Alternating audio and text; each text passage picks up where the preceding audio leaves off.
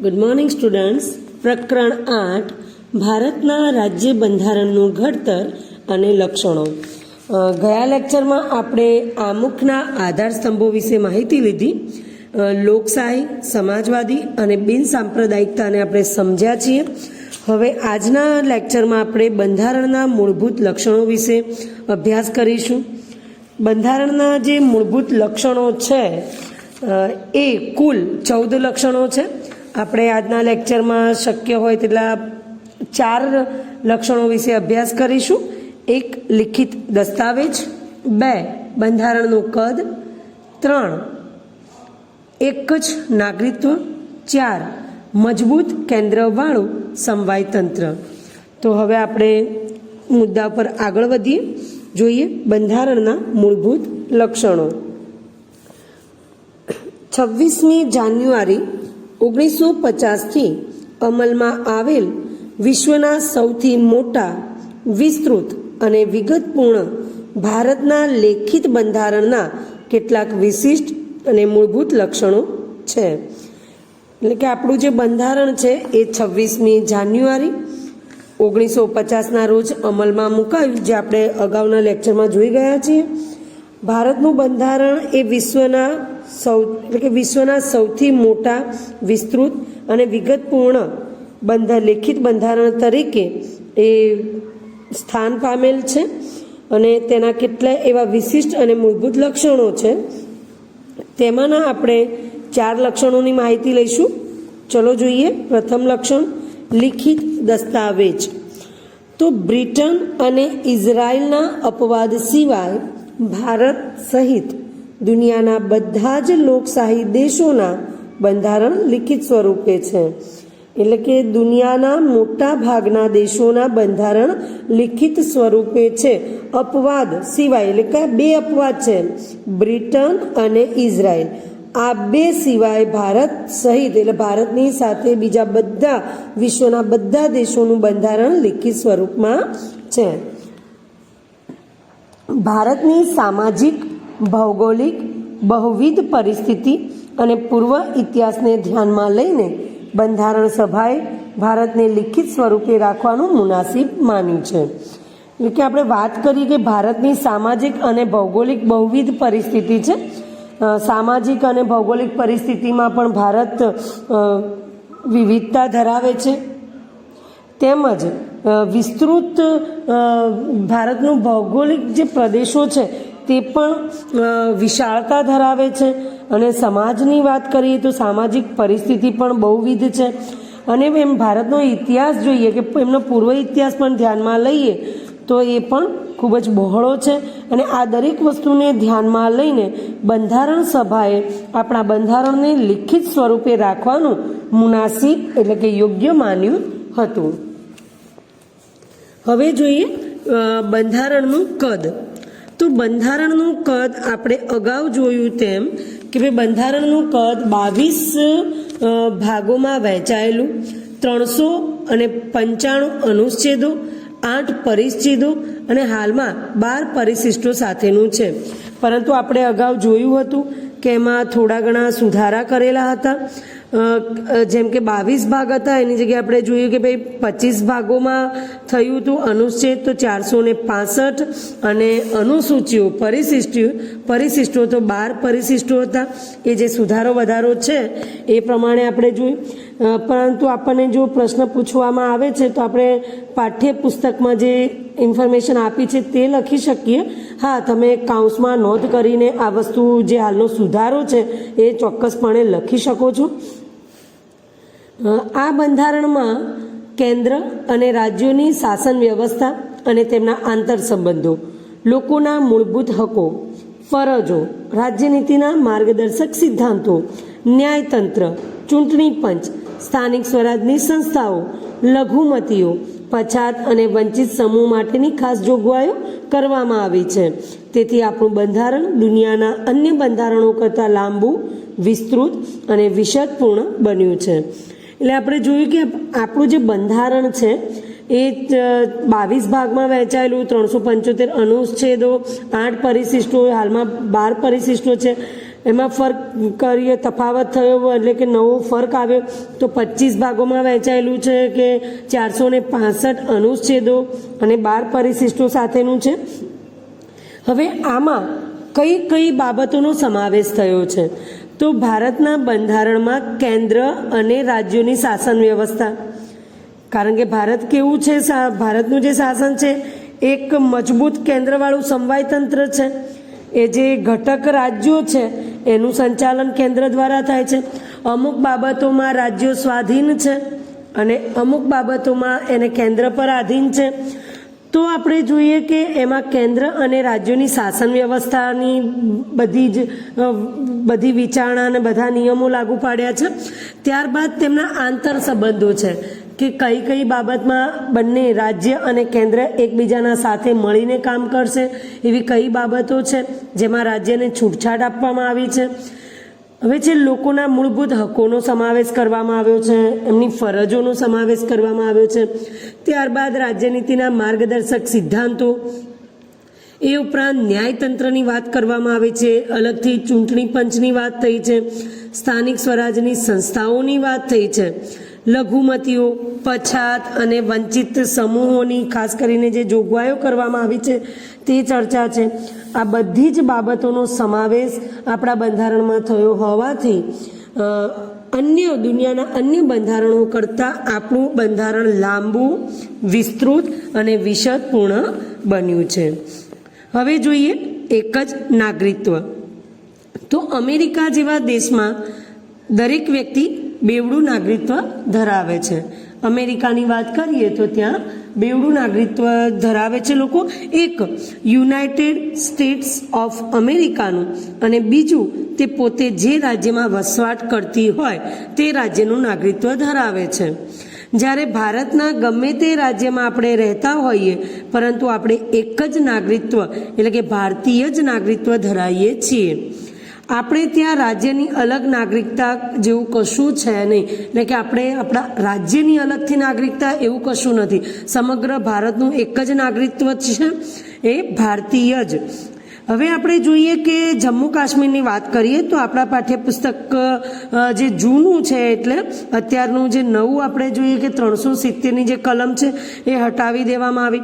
તો જમ્મુ કાશ્મીરના નાગરિકો, અહીંયા આપણે ટેક્સ્ટબુક પ્રમાણે છે કે ભાઈ જમ્મુ કાશ્મીરના નાગરિકો બેવડું નાગરિકત્વ ધરાવે છે, પણ હવે આપણે એમ કહી શકીએ ધરાવતા હતા.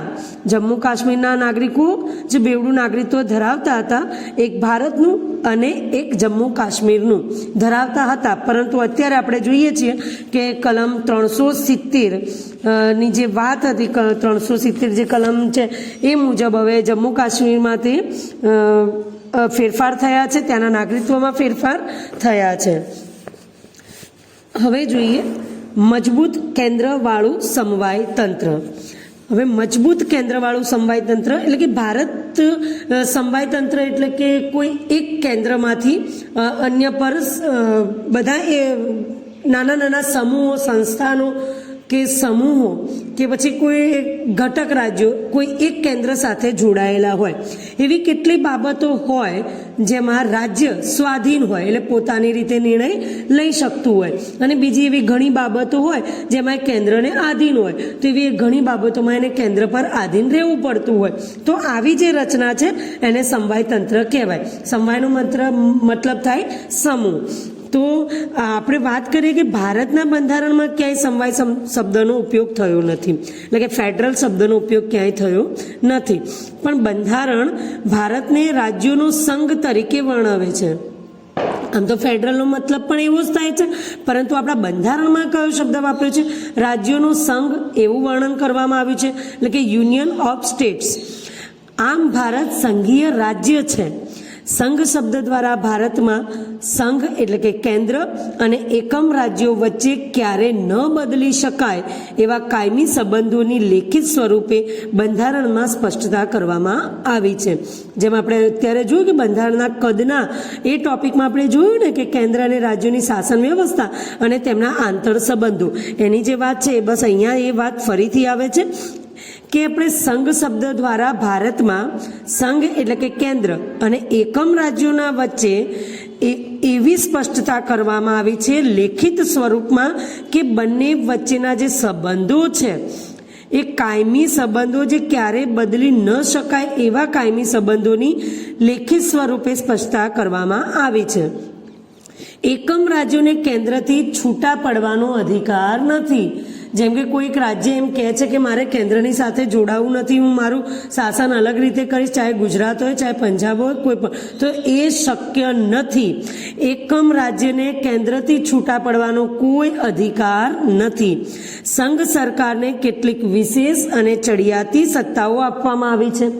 અહીં દરેક રાજ્ય, આપણે જેમ વાત થઈ કે સમવાયનો મતલબ થાય કે રાજ્ય એ ઘણી એવી બાબતોમાં સ્વાધીન હોય છે, એને સ્વતંત્ર આપવામાં આવી હોય છે, પરંતુ એવી કેટલી બાબતો છે એમાં કેન્દ્રને આધીન રહેવું પડે છે. તો અહીં છે કે ભાઈ સંઘ સરકારને વિશેષ અને ચડિયાતી સત્તાઓ આપવામાં આવી છે રાજ્ય કરતા. તો કેન્દ્ર સરકાર અને પ્રાદેશિક રાજ્ય સરકારો વચ્ચે સત્તાની સ્પષ્ટ વહેંચણી કરવામાં આવી છે. એટલે કે કયા કયા કાર્યો છે, કયા કયા ખાતાઓ છે, તો એમની સ્પષ્ટ વહેંચણી છે કે રાજ્ય સરકારના હસ્તક કયા ખાતાઓ રહેશે, કઈ બાબતમાં પોતાના નિર્ણયો લાગુ પાડી શકશે, અને એવી કઈ બાબતો છે, એવા કયા વિભાગો છે કે જેની સત્તા માત્ર કેન્દ્રના હાથમાં રહેશે. આ બધી જ સ્પષ્ટતા આપણા બંધારણમાં કરવામાં આવી છે. એટલે કે કેન્દ્ર સરકાર અને પ્રાદેશિક રાજ્ય સરકારો વચ્ચે સત્તાની સ્પષ્ટ વહેંચણી કરવામાં આવી છે, જેથી રાજ્ય સરકાર પોતાના જ પ્રદેશ ઉપર પોતાના કાર્યક્ષેત્રના અનુસંધાને પોતાના કાયદા ઘડી શકે. ઘણી એવી બાબતો છે જેમાં રાજ્ય સરકારને સત્તા આપવામાં આવી છે, તે પોતાના પ્રદેશને લઈને એના કાર્યક્ષેત્રોના આધારે એ કાયદાઓ ઘડી શકે છે. કેન્દ્ર અને રાજ્યો વચ્ચે સત્તાના વિભાજન થકી, એટલે કે કેન્દ્ર અને રાજ્યના વચ્ચે સત્તાના વિભાજન, સત્તાના ભાગલાના દ્વારા એના થકી બંધારણમાં બક્ષવામાં આવેલ સત્તાઓ ભોગવે છે. એટલે કે આ બંને કેન્દ્ર અને રાજ્યો એ બંનેના વચ્ચે સત્તાનું વિભાજન કરવામાં આવ્યું છે અને એ પ્રમાણે લોકો પોતાની સત્તા ભોગવે છે. હવે સમવાયી તંત્રમાં તટસ્થ, નિષ્પક્ષ અને સ્વતંત્ર ન્યાયતંત્ર છે, જે કેન્દ્ર અને રાજ્યો વચ્ચે સત્તાના અને કાર્યોના વિભાજનના સંદર્ભે કોઈ મડાગાંઠ ઊભી થાય તો બંધારણનું અર્થઘટન કરી તેનું નિરાકરણ લાવવાની કામગીરી કરે છે. હવે આપણે જોઈએ કે સરકારના 3 અંગો, તો ભાઈ સંસદ, કારોબારી અને ન્યાયતંત્ર, આ એના 3 અંગો છે. તો હવે જે એમાંનું જે આ અંગ છે ન્યાયતંત્ર, એ સ્વતંત્ર છે, નિષ્પક્ષ છે, તટસ્થ છે. એ કોઈના પક્ષમાં નથી, નિષ્પક્ષ છે, એ તટસ્થ છે અને સ્વતંત્ર છે. તો આ જે ન્યાયતંત્ર છે, જ્યારે જ્યારે કોઈ કેન્દ્ર કે રાજ્યો, કેન્દ્ર અને રાજ્યોની સત્તા વચ્ચે કાં તો એમના કાર્યના વિભાજન અંગે કે સત્તાના દ્વારા, સત્તાના લીધે કે પછી કાર્યોના વિભાજનના સંદર્ભે જો કોઈ મડાગાંઠ, જો કોઈ વિવાદ ઊભો થાય છે, જો કોઈ તકલીફ ઊભી થાય છે, તો બંધારણનું અર્થઘટન કરીને, એટલે બંધારણના આધારે, બંધારણમાં જે નિયમો લાગુ પાડવામાં આવ્યા છે, જે માર્ગદર્શન આપવામાં આવ્યું છે, તેના આધારે તેમના વચ્ચેની જે મડાગાંઠ છે, જે આ વિવાદ છે, તેનું નિરાકરણ લાવશે. કોણ? ન્યાયતંત્ર. હવે જોઈએ કે ભારતમાં કેન્દ્ર અને રાજ્યો વચ્ચે સત્તાનું સ્પષ્ટ અને વિશદ વિભાજન કરવામાં આવ્યું છે.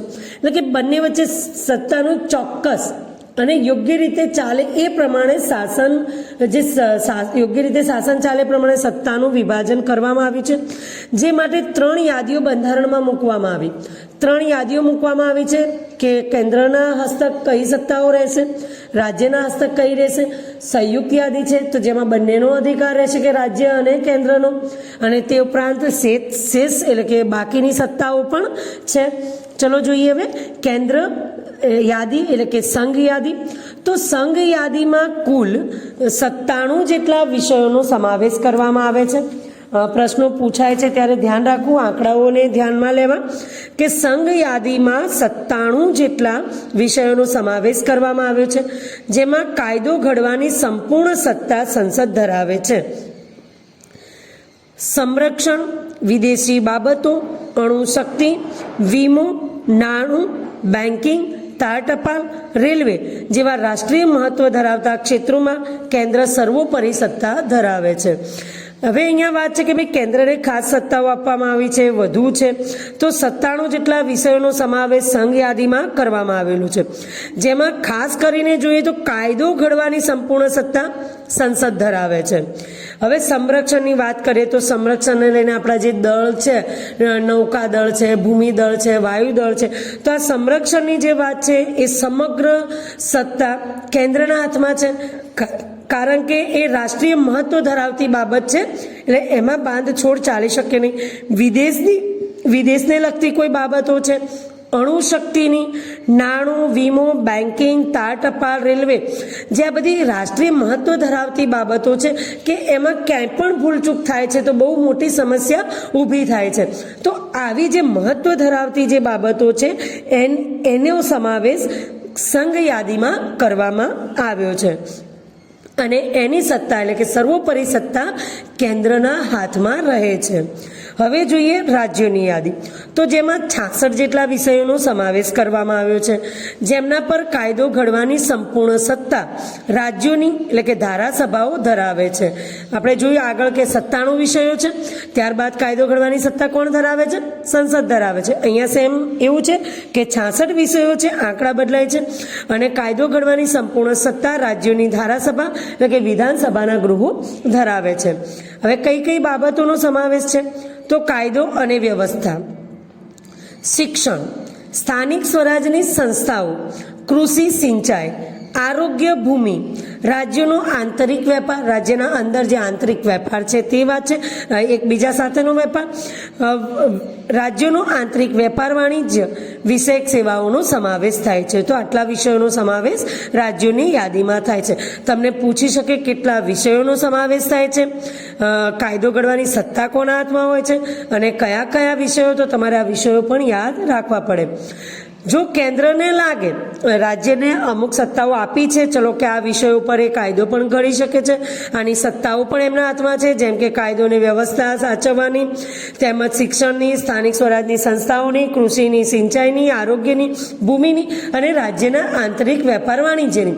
હવે આ સત્તાઓ રાજ્યની યાદીમાં રાજ્યને આપવામાં આવી છે, પરંતુ જો કેન્દ્રને લાગે કે રાજ્યમાં કાયદો અને વ્યવસ્થા પડી ભાગ્યા છે, રાજ્યમાં કાયદો અને વ્યવસ્થા પડી ભાગ્યા છે, તો રાજ્યની સંમતિ સાથે, રાજ્યની સંમતિ સાથે કે પછી રાજ્યની મરજીની વિરુદ્ધ જઈને કેન્દ્ર તે રાજ્યમાં કેન્દ્રિત અનામત પોલીસ દળોને મોકલી શકે છે. એટલે કે અહીંયા રાજ્યને સત્તાઓ આપવામાં આવી છે, પરંતુ જો કેન્દ્રને એમ લાગે છે કે અહીં રાજ્યમાં કાયદો અને વ્યવસ્થા પડી ભાગ્યા છે, ક્યાંક મુશ્કેલીઓ ઊભી થઈ છે, તો એ રાજ્યની સંમતિ લઈને કાં તો પછી રાજ્યની મરજીના વિરુદ્ધ પણ કેન્દ્રીય અનામત પોલીસ દળોને મોકલી શકે છે. એટલે કે અહીં કેન્દ્રની સત્તા વધુ ગણાય છે કે રાજ્યને સત્તા તો આપવાની છે, પરંતુ જ્યાં એવું બને છે કે કાયદો વ્યવસ્થા પડી ભાગ્યા છે, કંટ્રોલ નથી થઈ શકતું, તો એ રાજ્યની ચાહે મરજી હોય કે ના હોય, તો રાજ્યની મરજીની સાથે કાં તો પછી રાજ્યના વિરોધમાં પણ, એની મરજીના વિરોધમાં પણ એ રાજ્યમાં કેન્દ્રિત અનામત પોલીસ દળોને મોકલી શકે છે. હવે છે સંયુક્ત યાદી, તો સંયુક્ત યાદીમાં 47 જેટલા વિષયોનો સમાવેશ કરવામાં આવ્યો છે, જેમના પર કાયદો ઘડવાની સત્તા કેન્દ્ર અને રાજ્યો બંને ધરાવે છે, પરંતુ જ્યારે રાજ્યના કાયદામાં વિવાદ કે સંઘર્ષ ઊભો થાય ત્યાં કેન્દ્રનો કાયદો ચડિયાતો અને સર્વોપરી ગણાય છે. એટલે કે એવા કેટલા વિષયો છે? 47 જેટલા. તો એમાં બંનેની સત્તા છે, કેન્દ્રની અને રાજ્યની. પરંતુ જ્યારે રાજ્યોના કાયદામાં વિવાદ ઊભો થાય છે, કોઈ સમસ્યા ઊભી થાય છે, સંઘર્ષ ઊભો થાય છે, તો કેન્દ્રનો કાયદો ચડિયાતો અને સર્વોપરી ગણાય છે. આમ સમવાય તંત્રમાં કેન્દ્રને સંયુક્ત યાદીમાં પણ વિશેષ સત્તાઓ આપી છે. આ યાદીમાં દીવાની અને ફોજદારી બાબતો લગ્ન, છૂટાછેડા, ભરણ પોષણ, શિક્ષણ, આર્થિક આયોજન, વ્યાપારી સંઘોનો સમાવેશ થાય છે.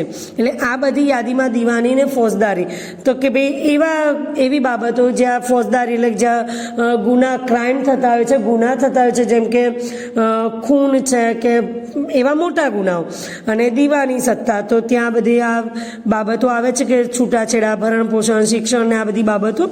તો જે આ દીવાની અને ફોજદારી બાબતો તેમજ લગ્ન, છૂટાછેડા, ભરણ પોષણ, શિક્ષણ, આયોજન, વ્યાપારી સંઘો વગેરેનો પણ આ યાદીમાં સમાવેશ થાય છે. હવે જે શેષ સત્તાઓ એટલે કે બાકીની વધેલી સત્તાઓ, એવી કેટલી સત્તાઓ છે જેની હજી સ્પષ્ટ વહેંચણી કરવામાં આવી નથી. તો શેષ સત્તાઓમાં જોઈએ કે જે વિષયોમાં કેન્દ્ર અને રાજ્યો વચ્ચે સત્તાની સ્પષ્ટ વહેંચણી થઈ શકી ન હોય તે વિષયોનો સમાવેશ શેષ સત્તાઓમાં કરવામાં આવ્યો છે. આ વધારાના વિષયો કે શેષ સત્તાઓમાં કાયદો ઘડવાની અને તેમાં ફેરફાર કરવાની સંપૂર્ણ સત્તા કેન્દ્ર સરકારને છે. એટલે કે જે શેષ સત્તાઓ છે, જે વધારાના વિષયો છે, એમાં કાયદો ઘડવાની અને ફેરફાર કરવાની સંપૂર્ણ સત્તા કેન્દ્ર સરકારને એટલે કે સંસદને છે. ભારતમાં કેન્દ્ર અને રાજ્યો વચ્ચે નાણાકીય સાધનોની પણ સ્પષ્ટ વહેંચણી થઈ છે. એટલે કે જ્યાંથી નાણું મેળવી શકે છે એ નાણાકીય સાધનોની પણ સ્પષ્ટ વહેંચણી થઈ છે. તો એમાં ખાસ કરીને આપણે ટેક્સની વાત કરી શકીએ.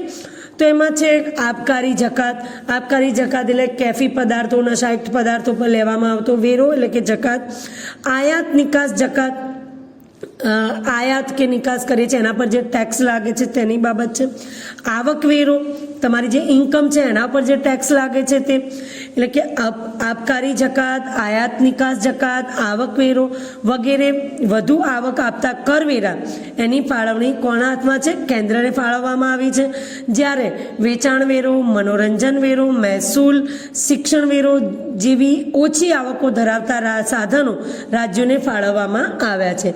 તેથી રાજ્યો એ કેન્દ્ર પાસેથી ગ્રાન્ટ સ્વરૂપે આર્થિક સહાયનો આધાર રાખવો પડે છે. એટલે અહીં આપણે વાત કરીએ કે ભાઈ કેન્દ્ર અને રાજ્યની સત્તાઓ, તો કેન્દ્રને વધુ સત્તાઓ આપવામાં આવી છે, સર્વોપરી સત્તા કેન્દ્રના હાથમાં છે. અહીંયા નાણાકીય સાધનોની બી વાત કરીએ તો આબકારી જકાત, આયાત નિકાસ જકાત અને આવક વેરો, આ જે વધુ આવકો આપે છે એ કરવેરા કેન્દ્રને ફાળવવામાં આવ્યા છે. અને વેચાણ વેરો, મનોરંજન વેરો, મહેસૂલ અને શિક્ષણ વેરો જેવી જે ઓછી આવકો ધરાવતા સાધનો છે એ રાજ્યોને ફાળવવામાં આવ્યા છે. માટે રાજ્યોને ઘણીવાર કેન્દ્ર પાસેથી ગ્રાન્ટ સ્વરૂપે આર્થિક સહાયનો આધાર રાખવો પડે છે. તો અહીં આપણે બંધારણના જે મૂળભૂત લક્ષણો છે એમાંના આપણે 4 લક્ષણોને સમજ્યા કે લિખિત દસ્તાવેજ. ભારતનું બંધારણ એક લિખિત દસ્તાવેજ છે. પછી બંધારણનું કદ છે કે એમાં ઘણી બધી બાબતોનો સમાવેશ થયો છે, જે આપણે અગાઉ પણ ચર્ચા કરી ચૂક્યા. ભાઈ મૂળભૂત હકો છે, ફરજો છે, કેન્દ્ર અને રાજ્યના સંબંધો છે, ન્યાયતંત્ર, ચૂંટણી પંચ, સ્થાનિક સ્વરાજની સંસ્થાઓ, લઘુમતીઓ, પછાત અને વંચિત સમૂહની વાત છે. તો આપણું બંધારણનું કદ વિસ્તૃત છે, લાંબુ છે અને વિષદપૂર્ણ છે. એક જ નાગરિકત્વની વાત છે તો કે અમેરિકાની જેમ બેવડું નાગરિકત્વ નથી. સમગ્ર ભારતમાં એક જ નાગરિકત્વ લાગુ પડે છે, ભારતીયનું. અને જમ્મુ કાશ્મીરની વાત કરીએ તો ત્યાં પહેલાં બેવડું નાગરિકત્વ હતું, પણ 370ની કલમ હટાવ્યા બાદ હવે આપણે એ નિયમ પણ અહીં લાગુ પડતો નથી. એટલે કે જમ્મુ કાશ્મીરમાં જે બેવડું નાગરિકત્વ હતું તે પણ હવે દૂર થયું છે. હવે મજબૂત સમવાય તંત્ર, તો કે આપણું જે સમવાય તંત્ર જ આપણું છે, મજબૂત કેન્દ્રવાળું સમવાય તંત્ર છે. કેટલી એવી સત્તાઓ છે જે રાજ્યને આપવામાં આવી છે, કેટલાય વિષયો પૂરતી સત્તા કેન્દ્રના હાથમાં છે. પણ આપણે જો કે સર્વોપરી સત્તા કોના હાથમાં છે? કેન્દ્રના હાથમાં. તો એક મજબૂત કેન્દ્ર દ્વારા ચાલતું આપણું એક સમવાય તંત્ર છે. ભારતને અહીંયા રાજ્યોનો સંઘ તરીકે વર્ણન કર્યું છે. ભારત એક સંઘીય રાજ્ય છે. એમાં કેટલી એવી સત્તાઓ રાજ્યને સ્વાધીન રીતે આપવામાં આવી છે, પરંતુ એવી ઘણી બધી સત્તાઓ છે જે કેન્દ્રને આધીન છે. તો અહીં આપણે આ 4 મૂળભૂત લક્ષણોને જોયું. હવેના લેક્ચરમાં આપણે કટોકટી વિશેની જે એકતંત્રી વ્યવસ્થા છે, દ્વિગૃહી ધારાસભા એટલે કે દ્વિગૃહી જે પ્રથા છે, અને ન્યાયતંત્ર અને બંધારણમાં સુધારા જેવા અન્ય ટોપિક વિશે ચર્ચા કરીશું. ત્યાં સુધી આપણે રજા લઈએ. હવે મળીશું નેક્સ્ટ લેક્ચરમાં નવા ટોપિક સાથે. ત્યાં સુધી રજા લઈએ. Thank you.